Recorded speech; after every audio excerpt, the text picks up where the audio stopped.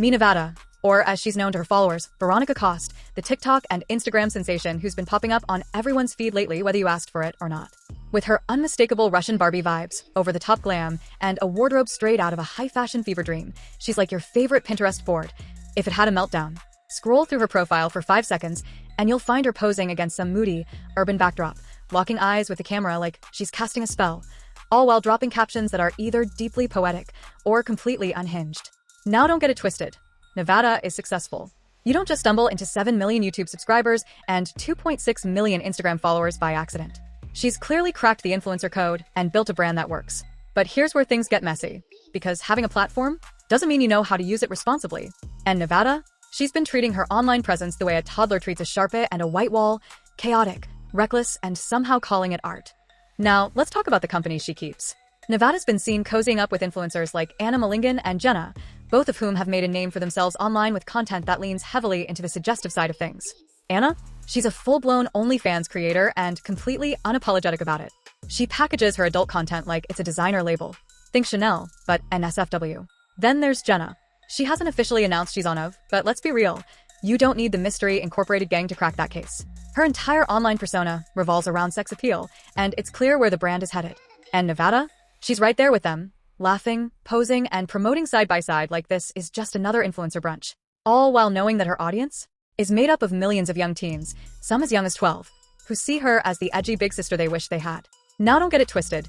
This isn't about shaming anyone for what they choose to do as adults. If someone wants to make adult content, that's their right. But when you're building your empire off of young, impressionable fans, maybe, just maybe, aligning your brand with adult content creators like it's some sort of Coachella collab isn't the best move. Because at the end of the day, it's not about judgment. It's about responsibility.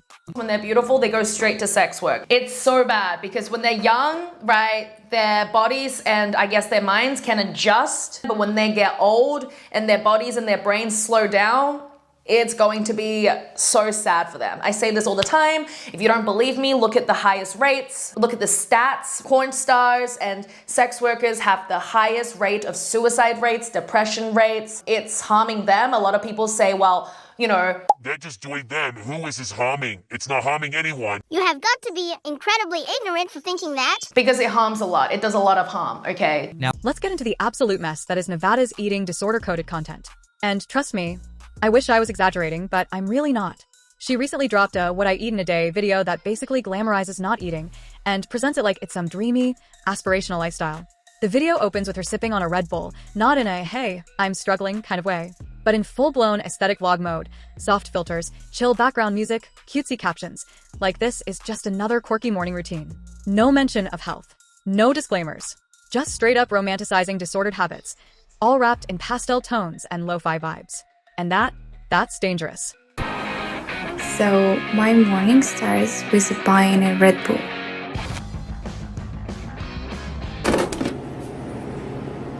Except here's the twist. Instead of avocado toast or a wholesome bowl of oatmeal, she's out here sipping on an energy drink like it's some kind of organic green juice cleanse. And then, casually, like she's talking about the weather, she mentions that she didn't eat for 9 days. 9 whole days. Because of stress. But here's the thing. She doesn't talk about it like it was a red flag or a mental health struggle, or even something she's trying to overcome. No reflection. No accountability. Just vibes. As if starvation is some trendy side effect of a busy lifestyle. And when your audience includes teens who are already vulnerable to body image issues, that's not just tone deaf. That's dangerous. I eat in a day because before this day, I didn't eat like nine days. Oh, can you tell us why? Because it's a serious point. Just stress or something. Stress, nervous. How can you live without eating? I don't know. I just drink Red Bull or water. She says it like it's quirky, like skipping meals is just another part of her unique personality. And I cannot stress this enough. That's not quirky. That's not relatable. That's a giant red flag. Now, maybe you're thinking, hey, maybe she's just trying to be raw and honest. And that would be fair, if her whole online presence wasn't a perfectly curated glam fantasy. But here's the problem. You can't be both the flawless aesthetic queen and the ED girl boss at the same time. It's dangerous. It's confusing. And worst of all, it's inspiring people, young people, in the worst possible way. Just check the comments. Same here. I don't eat either, but I thought I was the only one. It's heartbreaking, because what we're seeing isn't just content.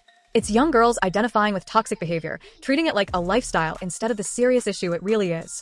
But hold on, it gets worse. Because in another video, Nevada took the chaos up a notch with what might be one of the most tone-deaf concepts I've seen in a long time. She romanticized her stalker. Yes, you heard that right. She made an entire skit, complete with flirty captions, blushing emojis, and Pinterest core outfits, all about falling in love with her stalker. It's framed like a quirky little rom-com moment, as if being stalked is just another plotline in a YA Netflix original.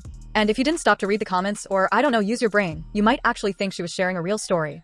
It's cute until you remember. Stalking is not romantic. It's dangerous. It's traumatic. And playing it off like it's flirty, that's beyond irresponsible. If you got a choice to either go on a date with your ex or your stalker, what would you do? Right? So today I'm getting ready to meet my stalker. This sounds insane, but yes.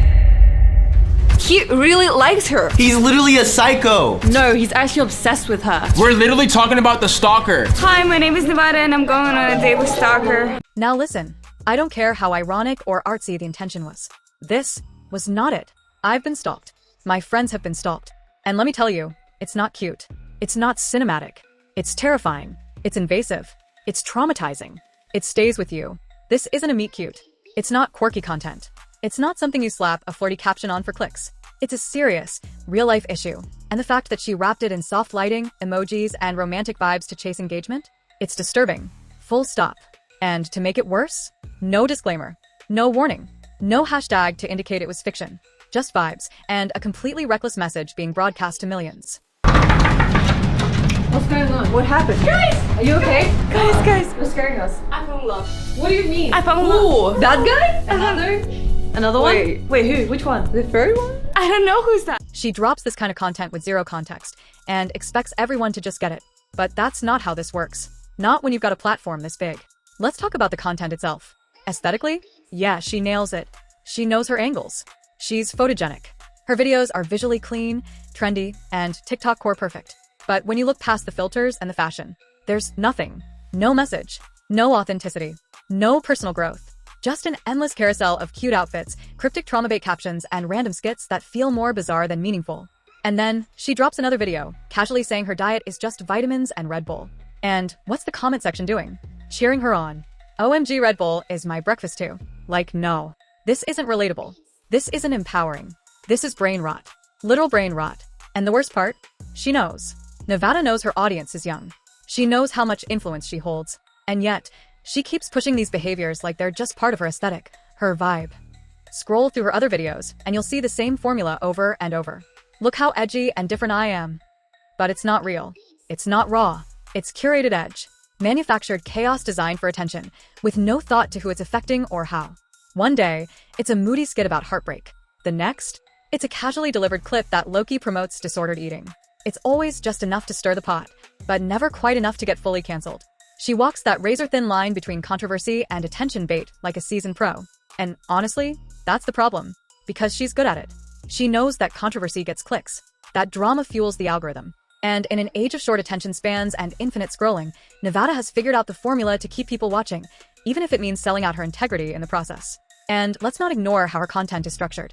There's no labeling, no disclaimer, no fictional skit tag to separate fantasy from reality. Her TikTok feed is a chaotic blend of real story times and absurdist, shock value skits.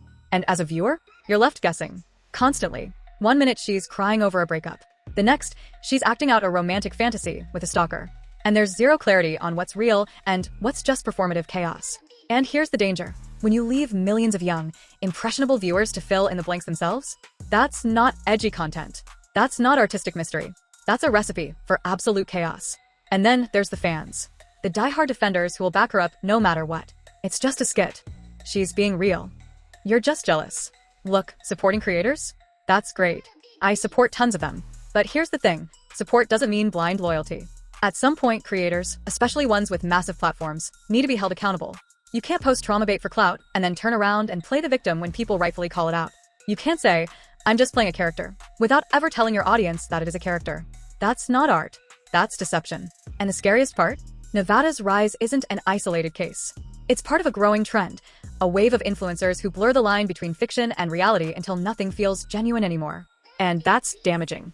Because when millions of impressionable viewers start idolizing someone who romanticizes trauma, glorifies chaos, and hides behind aesthetics, it reshapes how they see themselves. It normalizes toxicity. It makes insecurity feel aspirational. It turns mental health struggles into a trend. And that is what makes Nevada dangerous. She's not just another cringy content creator. She's a reflection, a mirror, of what happens when the algorithm starts rewarding chaos, and the internet shrugs and lets it slide. So yeah, she's got the followers. She's got the looks. She's got the clout. But what she doesn't have: a message, morals, awareness, accountability. And until Nevada wakes up and realizes the actual impact she's having, she'll just be another sad story of what could have been. So if you've been watching her content and thinking something feels off, you're not imagining it. You're not being dramatic. You're right. Because this isn't empowering. It's not authentic. It's not some bold, relatable aesthetic. It's rot, wrapped in relevance. And look, you don't have to cancel her. That's not what this is about. What I will say is this: if someone's content leaves you feeling worse about yourself every time you scroll past it, that's not content.